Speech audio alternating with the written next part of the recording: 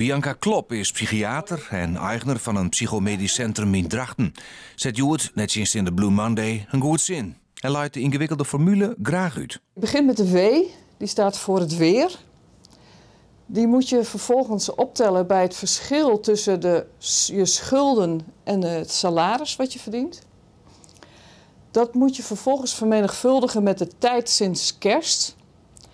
En daar moet je wel weer een quotient voor nemen. En dat is namelijk de mate waarin men zich nog aan goede voornemens houdt.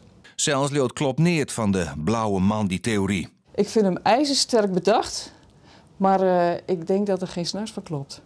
De 24-jarige Jimmy Lee Piang heeft zo'n maar de herfst- en winterperiode last van een depressie.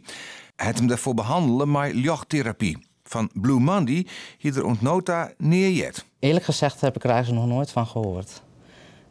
Ik loop dus krant en daar stond het in de krant. Dus toen kwam ik erachter dat het dus echt bestaat. Maar ja, het is niet alleen op de Blue Monday dat je depressief bent. Is even een meer zin het Piang Joert op deze deprimerende dag een goed zin. Ja, op Blue Monday ben ik hartstikke vrolijk. Nergens last van.